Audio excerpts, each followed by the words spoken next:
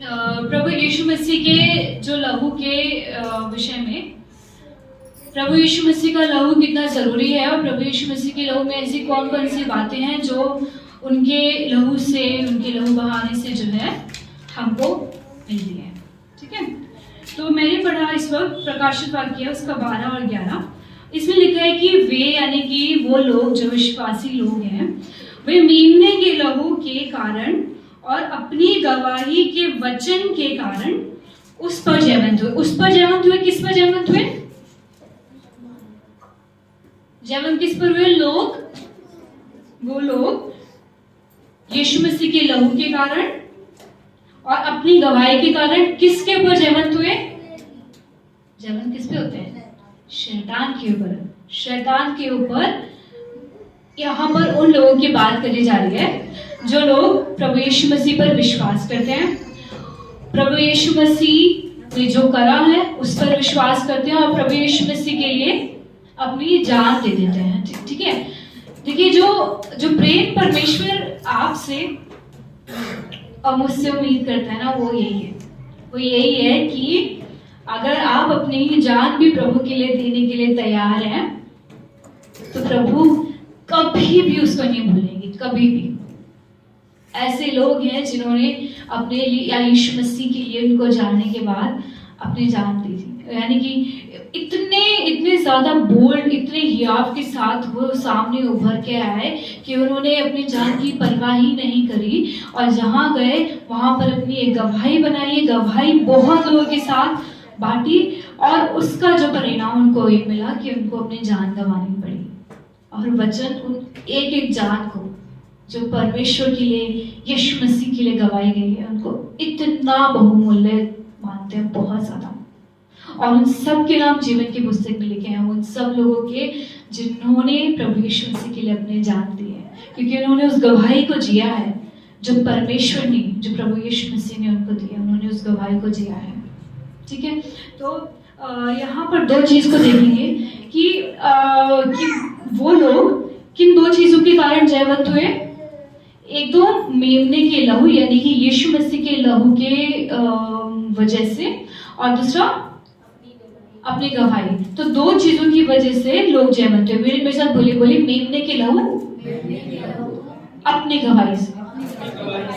दो चीजों से वो लोग जयवंत हुए, मेमने के लहू से, यीशु मसीह के लहू से जयवंत हुए और अपनी गवाही से। देखिए, प्रभु यीशु मसीह ने आपके लिए लहू बहा दिया है, या आपको बहुत अच्छी तरह मालूम है, लेकिन वो किसी काम का नहीं है जब तक आप विश्वास नहीं करते हो, पहला।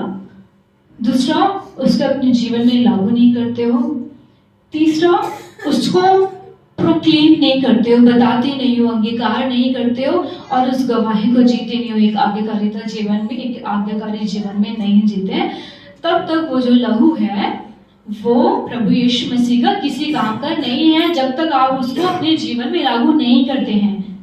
अगर आप उस गवाही को जो प्रभु ने आपको, आप यहाँ पे सारे विश्वासी हैं, कोई भी नया विश्वासी नहीं है, इसलिए मैं बहुत ही बेसिक बातों पे नहीं जोर दे रही हूँ, इस बात पे जोर दे रही हूँ कि अगर प्रभु यीशु मसीह के लहू को आपने अपने जीवन में समझ के कि प्रभु ने मेरे लिए क्या करा है, और ये गवाही जो बनी है आपकी, इस गवाही को सबके सामने अंगीकार नहीं करा है, तब तक ये जो लहू है ये कुछ नहीं, आपके लिए कुछ नहीं। मैं बताती हूँ आपको, आप मेरे साथ पढ़िए लेवीय की पुस्तक, निर्गमन उसका 12 उसका 21 से 23।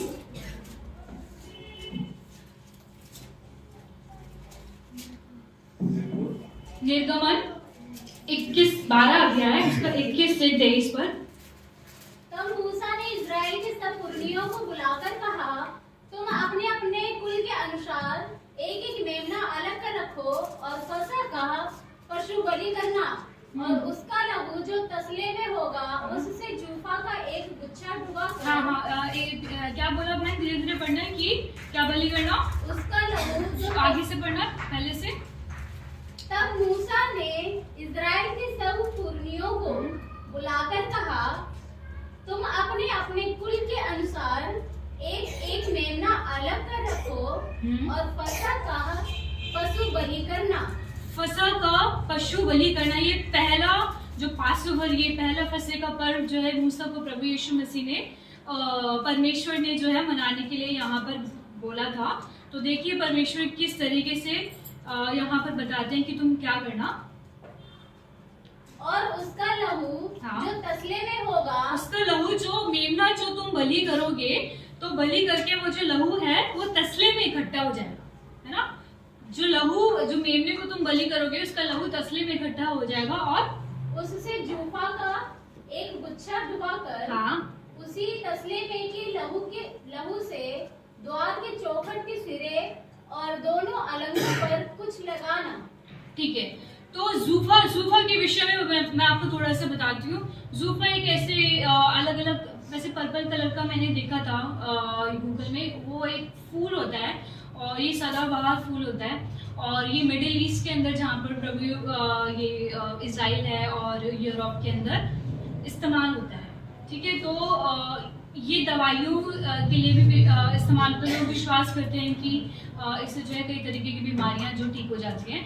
तो परमेश्वर ने जो है जूफा बोला कि तुम जूफा को लेना और उस लहू को देखिए, जब लहू जो है तसले के अंदर पड़ा हुआ है, लहू वहां पर कुछ नहीं है, कुछ है ही नहीं वहां पर, लेकिन परमेश्वर ने कहा है कि तुम जूफा से उठाकर उसमें डुबोना और फिर क्या करना, हाँ घर के चौखट में लेकर के जाना। और आगे क्या लिखा है, चौखट के सिरे और दोनों अलंगों पर कुछ लगाना। हाँ आगे, और भोर तक तुम में से कोई घर से बाहर न निकले। भोर तक तुम में से कोई घर से बाहर ना निकले। अब देखिए ये जो है, जो लहू प्रभु यीशु, जो लहू मेमने का जो लहू था वहां पर तसले के अंदर पड़ा हुआ था, लेकिन तसले के अंदर पड़ा हुआ वो किसी काम का ही नहीं है।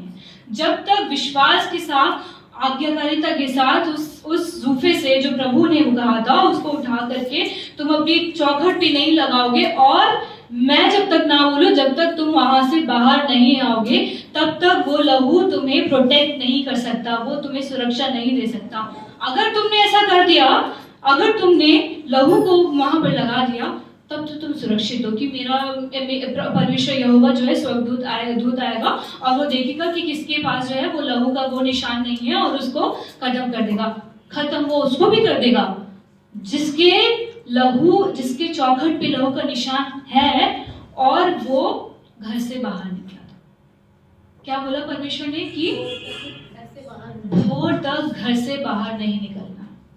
तो आप देखिए कि प्रभु यीशु मसीह ने तो लहू बहा दिया, लेकिन अगर लहू के बाद भी आज्ञाकारिता आपके जीवन में नहीं आएगी तो वो लहू किसी काम का नहीं है।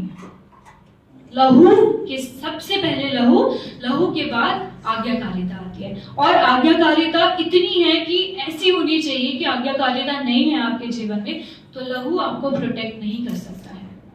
अगर आपके जीवन में आज्ञाकारिता नहीं, ये परमेश्वर का वचन साफ साफ यहाँ पे कह रहा है। और प्रकाशित वाक्य में भी हमने ये पढ़ा है कि वो लोग किससे बचाए गए कि लहू से और मेमने के लहू से और अपनी गवाही से वो लोग बचाए, वो जयवंत हुए हैं।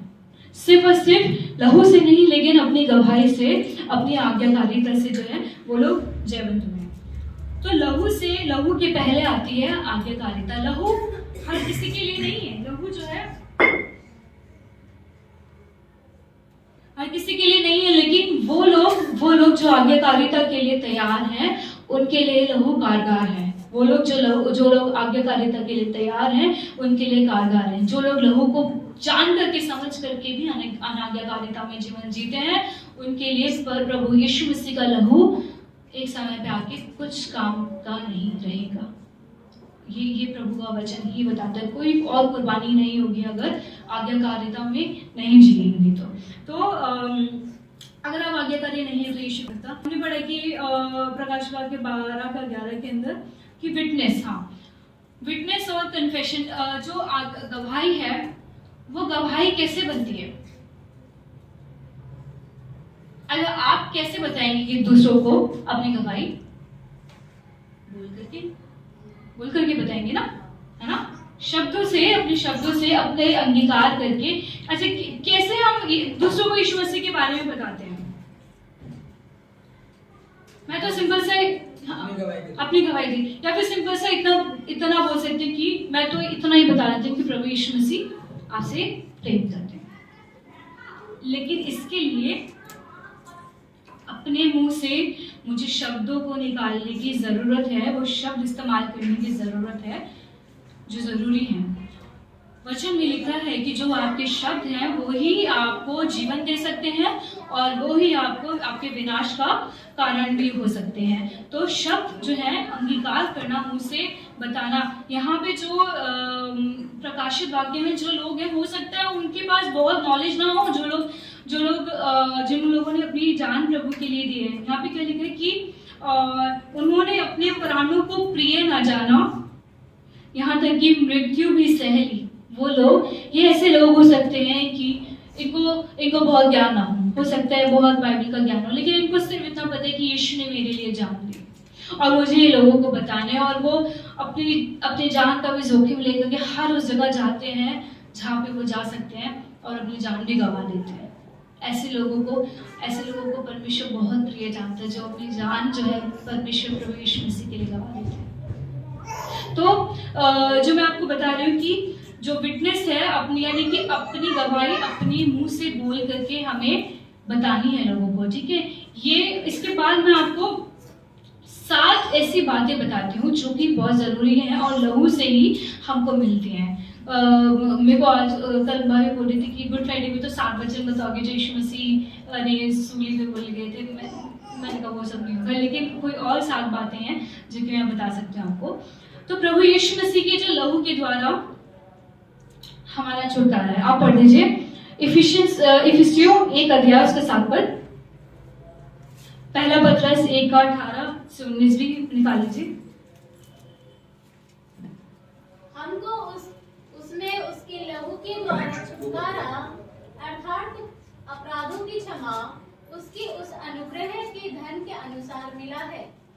फिर से पढ़ना, इफिशियंस 1 का 7, इफिसियों 1 अध्याय 7। हमको उसमें उसके लहू के द्वारा छुटकारा अर्थात अपराधों की क्षमा उसके उस अनुग्रह के धन के अनुसार मिला है। छुटकारे के विषय में आपको बताना चाहती हूँ कि प्रभु यीशु मसीह का जो लहू है, प्रभु यीशु मसीह के लहू से हमें छुटकारा मिला है।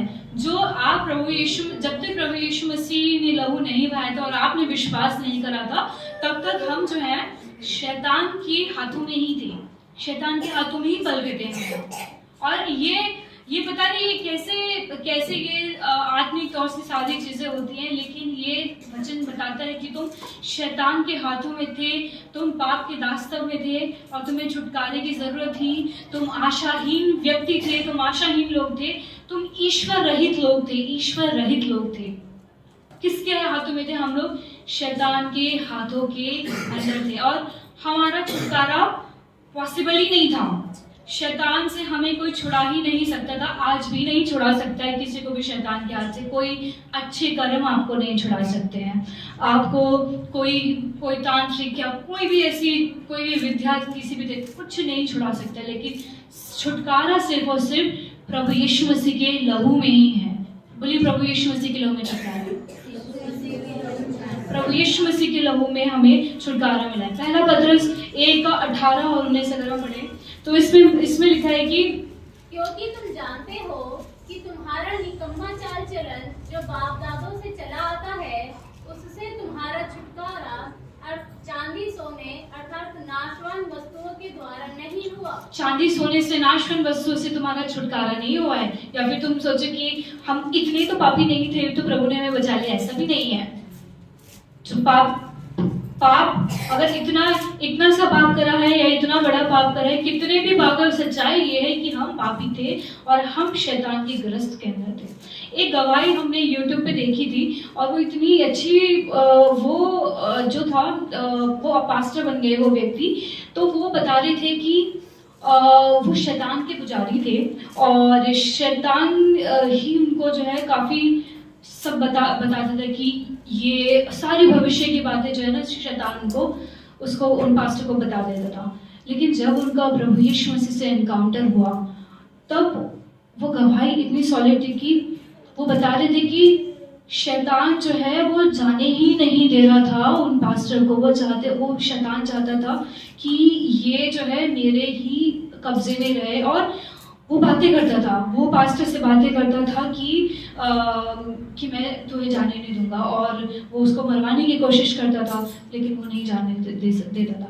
लेकिन जो छुटकारा है फाइनली वो प्रभु यीशु मसीह ने ही करा था। प्रभु यीशु, और वो उनको इतने समय लगा वो शैतान से छूटने में, लेकिन फाइनली आखिरकार जो है प्रभु यीशु मसीह ने और उनके विश्वास ने, और बहुत समय लगा छुटकारे के लिए। शैतान लोगों को ऐसे जकड़ के रखता है कि वह आसानी से उनको जाने नहीं देता है। और वो लोग जो बहुत ज्यादा जो है जो दूसरी चीजों में रहते हैं, दूसरे ईश्वरों को मानते हैं, उनके लिए तो बहुत ज्यादा मुश्किल हो जाता है, क्योंकि कहीं ना कहीं वो उनका इतना बहुत डर भी रहता है कि अगर हम जाएंगे तो हमारे साथ क्या होगा। शैतान वो बहुत डर जो है उनके जीवन में रखता है हमेशा कि तुम मेरे पास से जा नहीं सकते। लेकिन मैं आपको बताऊं, छुटकारा जो है यीशु मसीह के लहू से ही है। यीशु मसीह के लहू के बिना छुटकारा नहीं है। और इसके बाद एक मिनट, भजन संहिता 107 का 2 पढ़ना।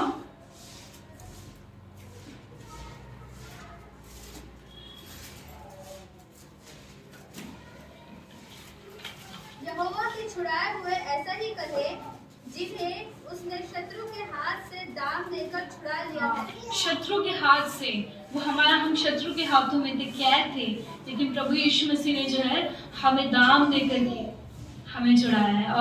और कितना ये बहुत बहुत गहरी बात है। इसको समझिए कि सिर्फ और सिर्फ परमेश्वर ने हमारे आत्मा को ही नहीं, लेकिन हर एक दिन में जो भी चीजें आपके जीवन में प्रभु यीशु मसीह को विश्वास करने के बाद भी होती है, प्रतिदिन जो है आपका छुटकारा करती है। आपकी गलत आदतों से, आपके विचारों से, या फिर कोई भी संगति से, हर एक चीज से जो है प्रभु यीशु मसीह छुटकारा करते हैं। तो छुटकारा जो है यीशु मसीह के नाम में है, और हर एक चीज से प्रभु यीशु मसीह छुटकारा करते हैं। ठीक है। और दूसरी पहले है कि प्रभु यीशु मसीह के लहू से हमें छुटकारा मिलता है। दूसरा है, छुटकारा का मतलब होता है कि अगर मान लीजिए कोई ये भी एक पायलट था जो कि पाकिस्तान में गिर गया था, है? तो अब वहां पर तो हो सकता है वो किसी भी कोई भी लीगल तरीके से उसको वहां पर रख लेते, लेकिन हिंदुस्तान की सरकार ने, इंडिया की सरकार ने पूरी की पूरी जोर लगाई और उसको वहां से निकाल करके लेकर के आया है। अब वहां वो पाकिस्तान वाले उसको फिर से वापस उसको ले नहीं सकते, फिर से उसको यहाँ पर आके इंडिया में वापस दोबारा नहीं लेकर जा सकते, क्योंकि हमने पूरे लीगल तरीके से उसको वहां से छुड़ा लिया है। तो मतलब छुटकारा उन लोगों को जरूरत है, हम लोग को इसलिए जरूरत है क्योंकि हम फंस गए थे शैतान के हाथों में। और ये वचन बताता है कि तुम फंस गए थे, लेकिन प्रभु यीशु मसीह ने तुम्हें छुड़ाया है अपनी समझ से। प्रभु यीशु मसीह ने छुड़ाया है। दूसरी चीज जो लहू से हमें होती है वो है क्लेंस, यानी कि शुद्ध करना। प्रभु एक यूहन्ना 1:7 पढ़ना।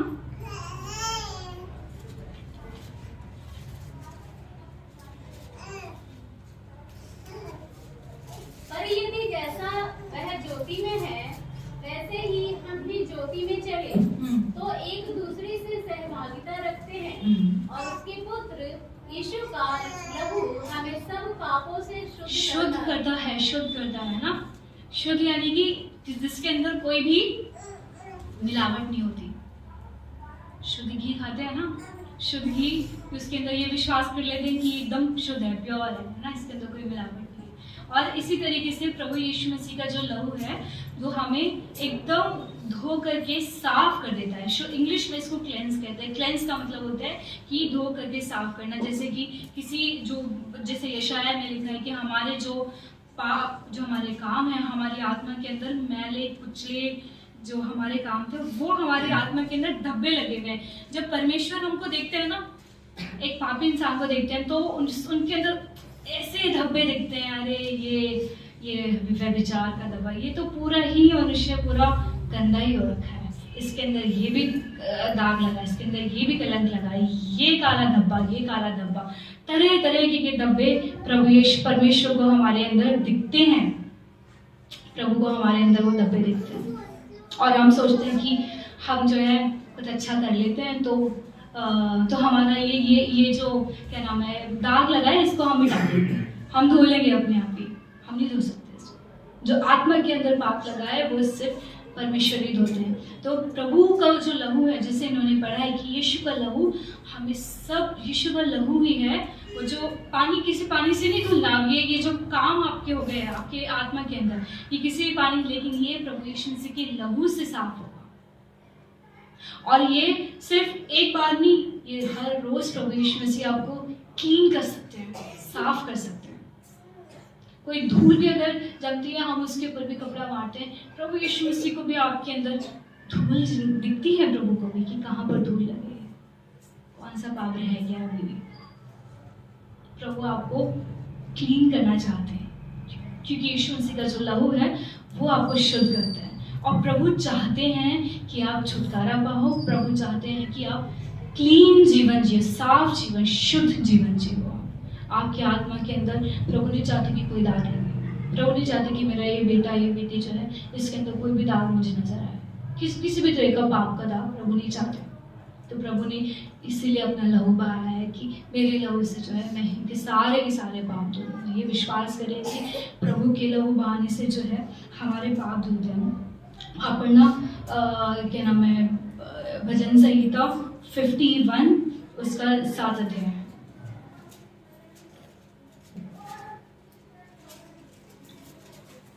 जूफा से मुझे शुद्ध कर तो मैं पवित्र हो जाऊंगा। जूफा फिर से आ गया, याद है ना, जूफा बताया था आपको।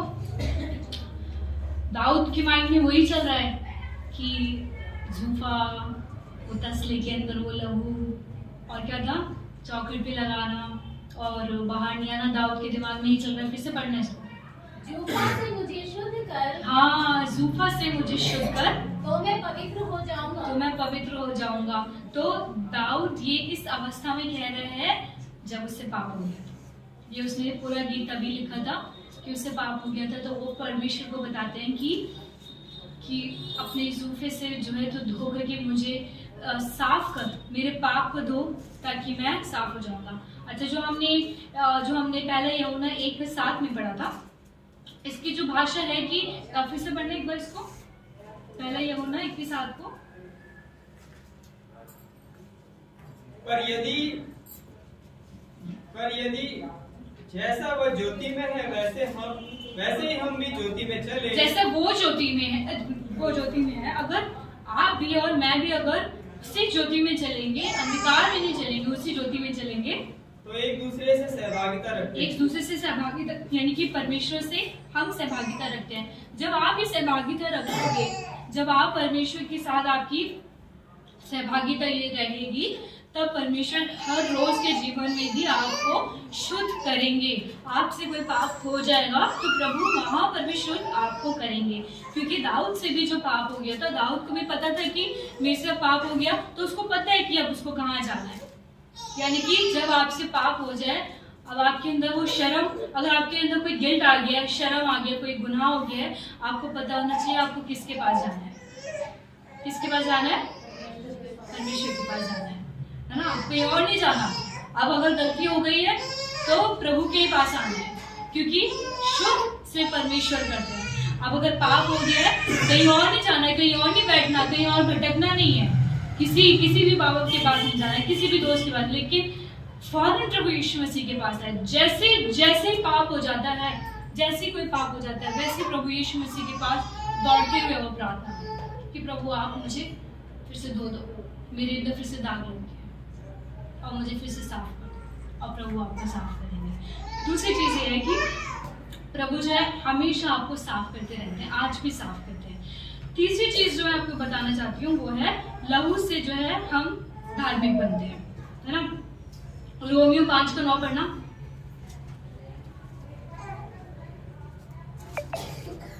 यशायाह 61:10 भी निकालो। अतः जबकि हम अब उसके लहू के कारण धर्मी ठहरे, तो उसके द्वारा परमेश्वर के क्रोध से क्यों ना बचेंगे। उसके कारण हम धर्मी ठहरे हैं। अब हमारा कोई धर्म नहीं है, वो जो धर्म का जो भी कुछ करना था वो यीशु मसीह ने वो सब कुछ कर दिया है, और उस वजह से हम धर्मी हो गए हैं। ये भी बहुत ही अलग बात है कि कुछ चीजें परमेश्वर ने कर दी है, लेकिन उससे जो है हमको फायदा मिला। हमको यानी कि खाना जो है आप खा रहे हो और पेट जो है वो मेरा भरा है ना। धार्मिकता जो है, धार्मिक चीजें सारी यीशु मसीह ने करी है, लेकिन जो धर्मी है वो मैं बनूंगी, वो मैं बन जाऊंगी, क्योंकि प्रभु यीशु मसीह ने मेरी धार्मिकता को अपना, मेरे लिए धार्मिक प्रभु यीशु मसीह बने, तो अब मैं धर्मी हूँ। इंग्लिश में जो धर्मी को बोलते हैं राइचियसनेस, यानी कि एकदम सही होना, इसमें कोई गलत नहीं होता, कोई गलत बात नहीं होती है, वो हम हो चुके हैं यीशु मसीह के लहू के कारण। तो प्रभु यीशु मसीह के लहू, और यशाया में क्या लिखा है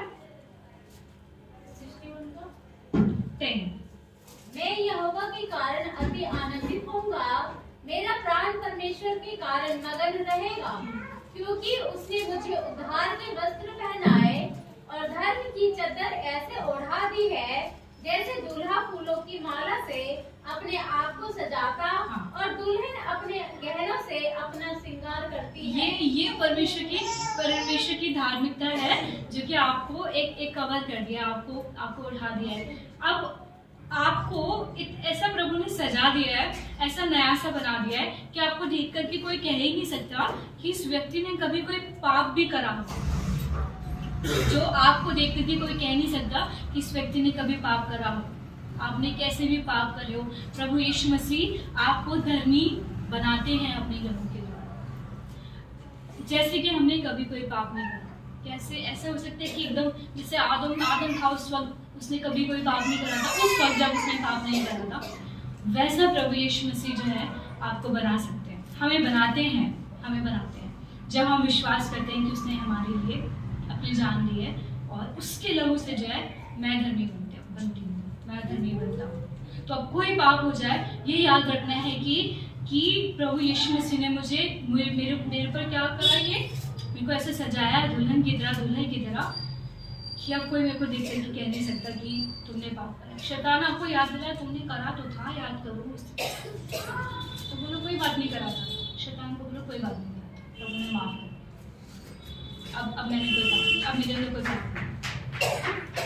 शैतान आपको याद दिलाएगा बार बार, तुमने यही करा है, तुमने वो करा है, तुम आज चर्च में आ रहे हो, कल तुमने यही करा है, आज चर्च में आ रहे हो तो कल तुमने वो करा है, शैतान आपको याद दिलाएगा। लेकिन शैतान ने बोला कि हाँ हमने पाप करा है, लेकिन यीशु मसीह ने जो है मुझे धर्मी बनाया, यीशु मसीह की वजह से, उसके लहू की वजह से मैं धर्मी, वो चुप हो जाएगा। कोई भी ऐसी आवाज़ जो आपके पुराने पापों को याद दिलाती है, प्रभु यीशु मसीह के लहू को क्लेम करो, वहाँ पे बोलो शैतान, यीशु मसीह ने मेरे लिए, मुँह से अंगीकार करो, मुझसे बोलो, ये छोटे छोटे अंगीकार करोगे, यही गवाही है, और इससे जो है यीशु मसीह का जो लहू है उसकी सामर्थ आपके जीवन में एक्टिव हो जाती है, नहीं तो फिर वो तसली में रखा लहू की तरह ही होगा, जब तक आप इसको अंगीकार करके नहीं बोलोगे, आप शैतान के सामने नहीं बोलोगे, आप लोगों के सामने नहीं बोलोगे, तब तक वो ऐसे ही रहेगा। ठीक है, चौथी बात जो है सैंक्टिफिकेशन, इब्रानियों 13:12 और 12:10।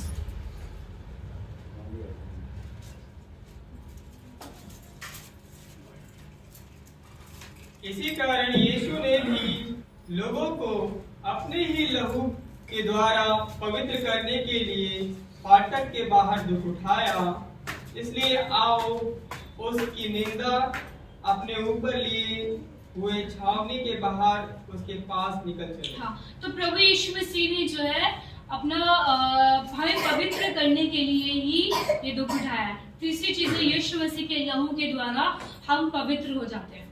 पवित्र लोग जो डिसाइपलशिप में हमने पवित्रता के ऊपर पूरा चैप्टर पढ़ा था, तो प्रभु यीशु मसीह ने हमें बनाया ही इसीलिए था कि इनको एक पवित्रता के जीवन में जो है मुझे लेकर के चलना है, ये पवित्र जीवन जिए। और ये कलीसिया क्यों होती है? कलीसिया इसलिए होती है ताकि यहाँ से वचन सीख करके आप पवित्र हो जाओ, फिर आप सीख करके बाहर लोगों को एक पवित्र जीवन जीना सिखाओ, क्योंकि प्रभु की इच्छा यही है कि आप एक पवित्र जीवन जियो। पवित्र जीवन ही यीशु मसीह का वो जो लहू था, उसके पीछे जो मकसद था वो ये था कि मैं मेरे लोगों को पवित्र करूँ, पवित्रता में लेकर के चलूँ। तो प्रभु यीशु मसीह का लहू हमें पवित्र करता है ना। पवित्र कैसा होता है कि सोचिए, यीशु परमेश्वर जो है, बाइबल हमें बताती है कि स्वर्ग के अंदर जो है स्वर्गदूत हमेशा से ये गाते रहते हैं कि वो पवित्र है, पवित्र है। परमेश्वर हमेशा से पवित्र है। प्रभु भी रिसेंटली पवित्र नहीं हुए, प्रभु जगत की उत्पत्ति पे पवित्र नहीं हुए, वो हमेशा से पवित्र है, हमेशा से। और ऐसा ही पवित्रता प्रभु आपके लिए ही चाहते हैं कि मेरी कलीसिया जो है ऐसी ही पवित्र बने जैसा कि मैं पवित्र हूँ। तो पवित्र जीवन यीशु मसीह के लहू बहाने के पीछे ये कारण था कि आप और मैं पवित्र बने। ठीक है। 5वीं जो बात है वो है जीवन अवस्था। 17 का 11 पढ़ना।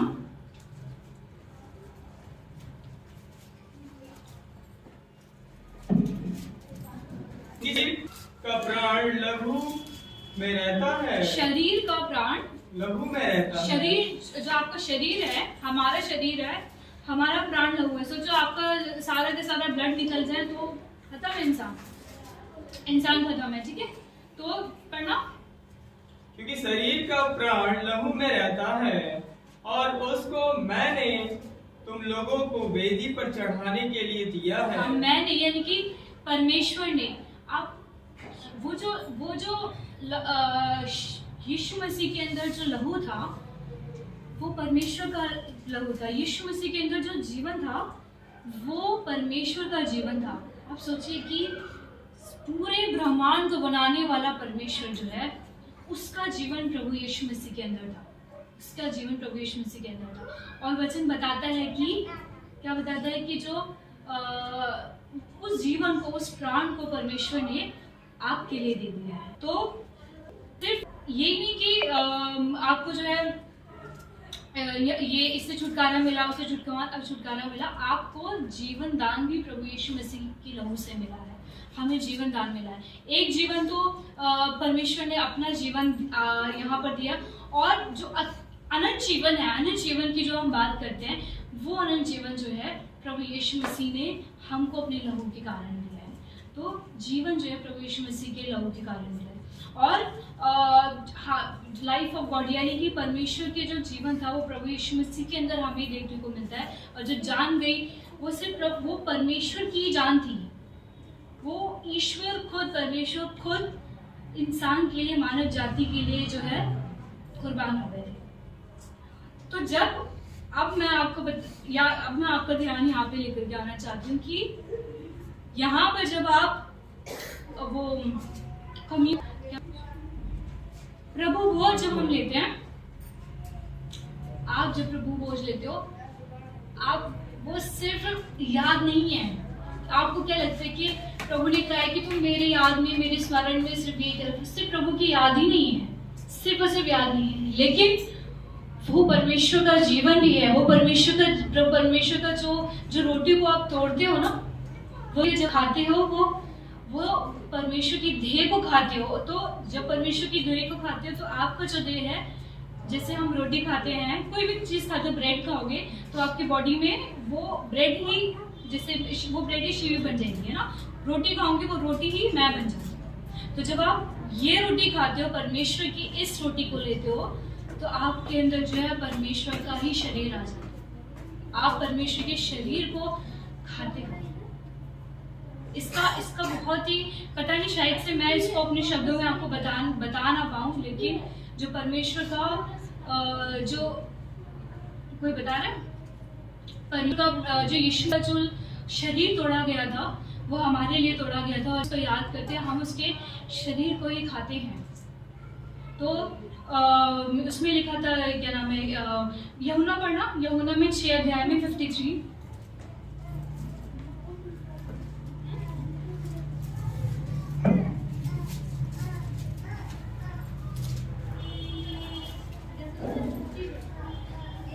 यीशु ने उनसे कहा, मैं तुमसे सच सच कहता हूँ कि जब तक तुम मनुष्य के पुत्र का मांस ना खाओ, मनुष्य के पुत्र का मांस ना खाओ और उसका लहू ना पियो, तुम में जीवन नहीं।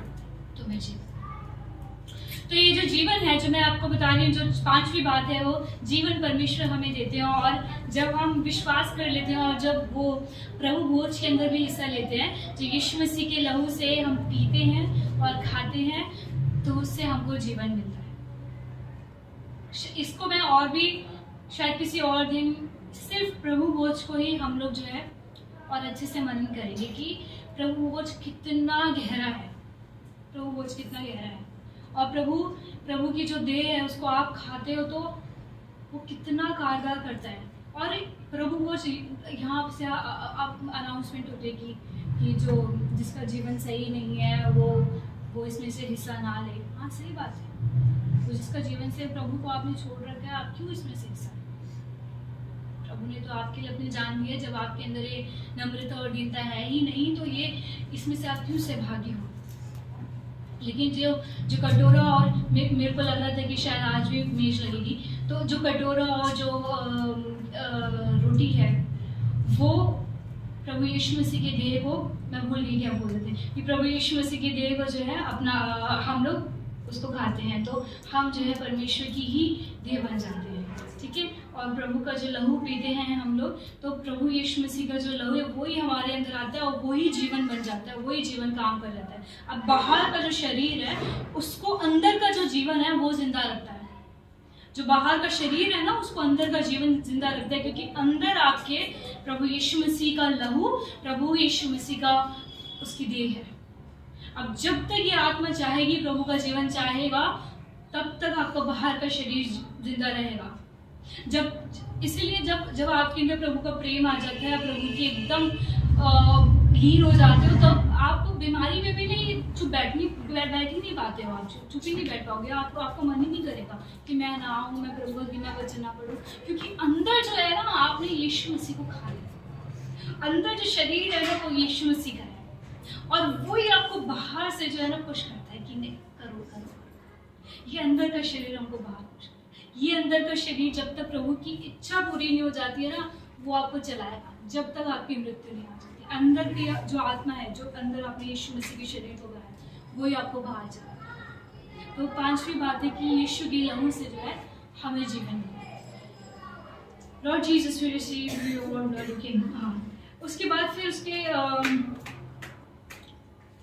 इंटरसेशन, यानी कि इब्रानियों 12 उसका 22 से 24 पढ़ना।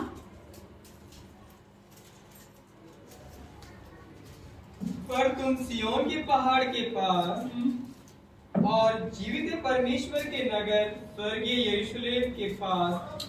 यहाँ पे जो मैं आपको बताना चाहती हूँ, छठी बात वो ये है कि जो यीशु मसीह का जो लहू हमारे लिए बहा, वो परमेश्वर के पास जो है ना, वो ही हमारे लिए विनती करता है। यानी कि हम अब यीशु मसीह हमारे एक वकील हैं, एक एडवोकेट हैं, तो हमें कुछ भी चाहिए होता है।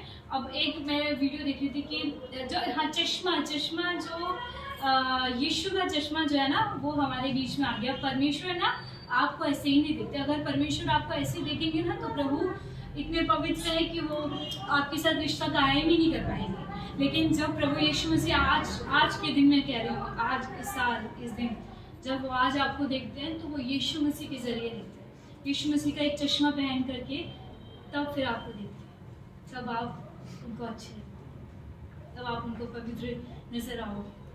यीशु मसीह का चश्मा जो है परमेश्वर लगा के देखते हैं आपको। तो प्रभु यीशु मसीह हमारे बीच में है, हम परमेश्वर और आपके बीच में है। तो जो भी निवेदन प्रार्थना जो है हमारी स्वीकार करी जाती है, वो सिर्फ यीशु मसीह की वजह से ही, क्योंकि यीशु मसीह ने जो है हमारे लिए अपना प्राण दिया, लहू दिया, और उसी के कारण जो है हमको ये सारी चीज़ें जो है। छठी बात भी यही है कि जो परमेश्वर के पास जो हम आते हैं, छठी बात तो ये, सातवीं बात है कि हमें एक्सेस मिल गया। यहाँ पर वचन पढ़ी लो, या फिर हिब्रियों 10:9, इब्रानियों 10:9। फिर यह भी कहता है, देख मैं आ गया हूँ ताकि तेरी इच्छा पूरी करूं। अतः वह पहले को उठा देता है ताकि दूसरे को नियुक्त करे। नहीं ये नहीं है, कोई बात नहीं, मैं बताती हूँ आपको। नहीं शायद मैंने गलत लिखा, ठीक है। लेकिन जो छठी बात मैं आपको बता रही थी कि यीशु मसीह जो है ना आपके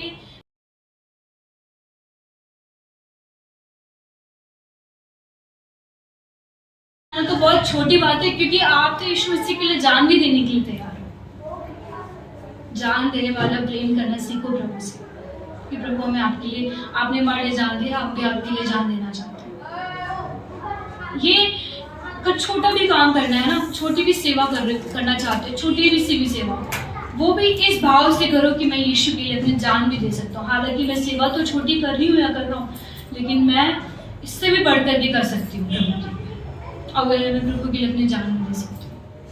तो ऐसा प्रेम जो है यीशु मसीह को हमें करके देना है। प्रभु आपको इस वचन से बहुत आशीर्वाद